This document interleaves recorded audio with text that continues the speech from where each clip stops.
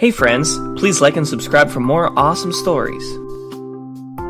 My name is David, and I met my wife at a fast food establishment where she was running the cart service.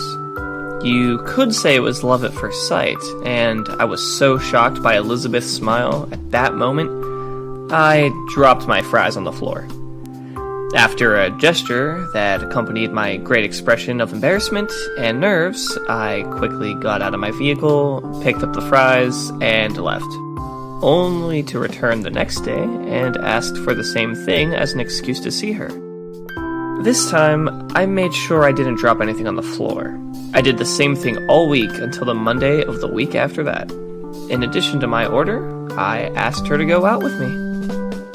Her reaction and response made me happy to a percentage I can't even estimate. Then, seeing her out of her work uniform, made up, with a dress that showed off her slender body, and her hair down without her usual cap, made me understand one thing. Most probably, she's the woman I should marry and have children with. I behaved like a gentleman, and she behaved like a lady. That night stayed in our memory for the year and a half of our courtship, and it surely stayed only in mine for the time that followed. Our dating relationship was based on trust, and there was no room for jealousy. However, I noticed that she frowned a little when I mentioned Karen, our close neighbor. Elizabeth held a personal certainty that Karen liked me, but it never went any further. Our courtship continued to progress with the arrival of our first child. It only seemed to get better. Finally, we set the date for marriage. The happiness we felt was immeasurable. As the day arrived, we moved forward with preparations to make the wedding perfect. I worked for an airline, and it was a busy travel season, so my work plus the wedding arrangements consumed my time and energy. A couple of days before the wedding, Elizabeth was talking on the phone while putting earrings and dressing nicely. Love, are you going out? Oh, yes, love. I'd like to distract myself a little. I'm hanging out with the girls. For the first time, it didn't feel right at all. I don't quite understand why, but her telling me she wanted to distract herself kept me from saying anything. So, I supported her and told her I was going to bed to rest. She kissed me goodnight and left. The wedding day arrived, and the whole ceremony was spectacular. The music, the dancing, the food, and the atmosphere in general. The night came, and she tells me that she wants to take a shower before going to bed.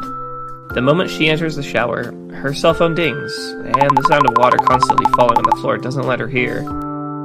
I look at the cell phone, and the sender is shown as Peter, which is the name of her ex. I start to get suspicious at that moment, but then for me, it was certainty when I read the message. The cell phone was shaking in my hand. She came out of the bathroom, and I disguised it as best as I could. Love, is something wrong? With acting skills I didn't even know I had, I successfully dismissed this situation, grabbed her by the waist, and threw her on the bed.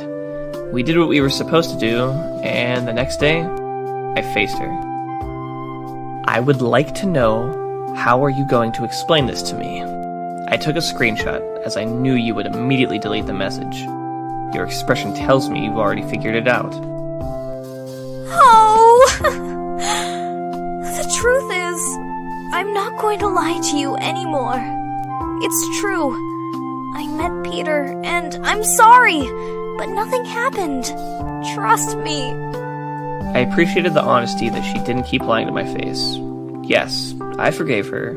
She was now my wife, and the truth is, I still loved her.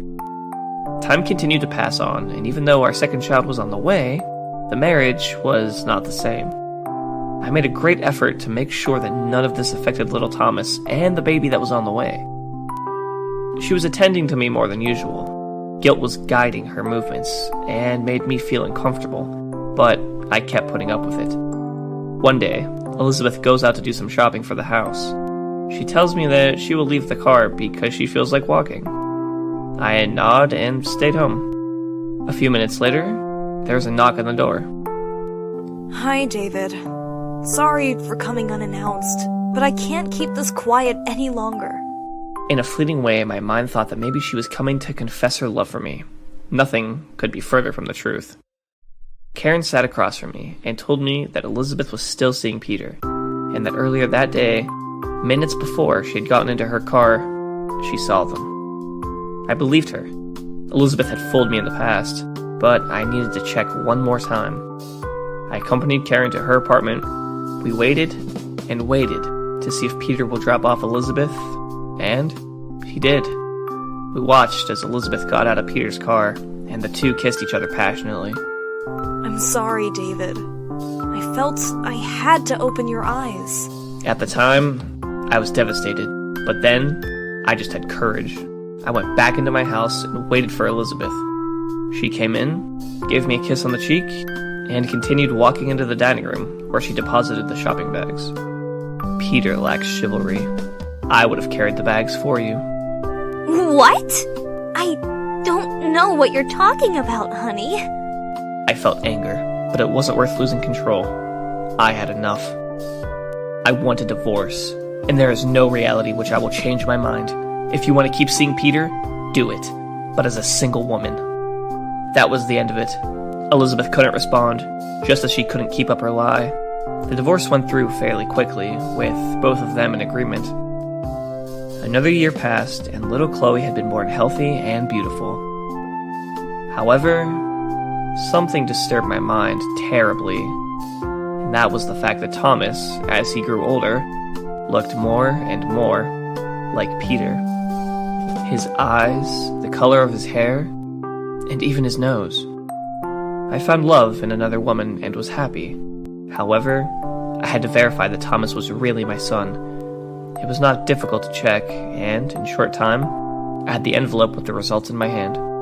The nerves were killing me, but finally, I opened it, and my eyes filled with tears. Happiness filled me as I realized that Thomas is 100% my son. From that moment on, despite the suffering that Elizabeth had made me experience, I could be an entirely happy man. Thank you for watching. Please like, share, and subscribe.